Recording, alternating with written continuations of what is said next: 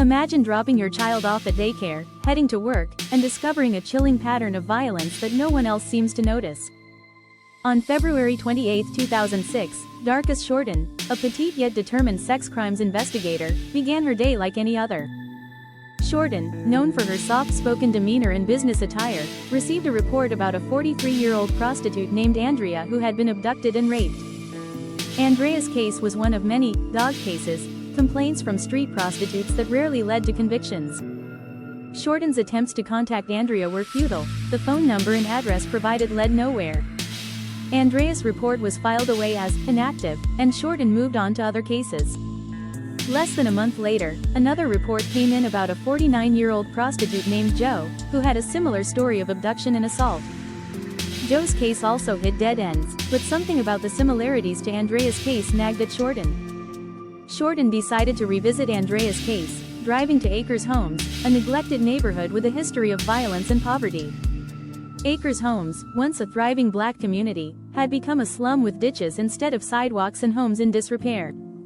Shorten visited the sites of the assaults, noticing that both churches' floodlights had been knocked out. She approached a group of prostitutes, who laughed at her attempts to help, saying, "Baby, there's always someone after us." Shorten's persistence led her to give out her business card, hoping someone would eventually talk. On April 2, a trail of blood led to the body of Pamela Goss, a longtime Acres Homes prostitute, stabbed 54 times.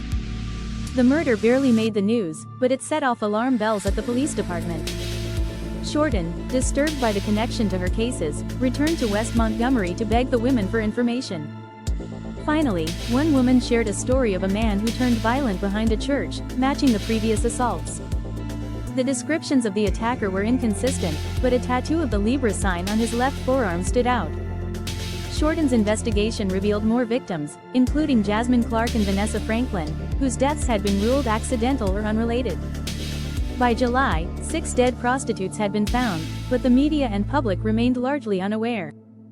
A press conference was held, warning the city of a dangerous person, but community activists felt it was too little, too late. Shorten and her new partner, Stephen Strotter, formed a task force to hunt the killer, but leads were scarce.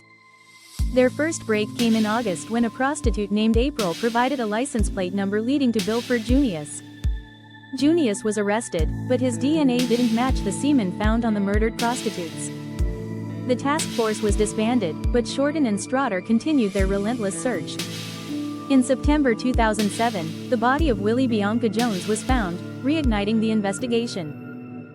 A tip led them to Brian, "Baby Boy," Davis, whose DNA matched one victim but not the others.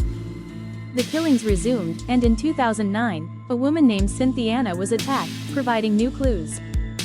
The break they needed came when Chelsea, a young prostitute, escaped from LaMarcus McWilliams, who had a matching tattoo. McWilliams's DNA matched multiple victims, confirming him as the serial killer. Despite the conviction, questions remained about other potential killers and unresolved cases. Shorten, undeterred, continued her work, knowing that for every case closed, another might just be beginning. In the shadows, justice never sleeps.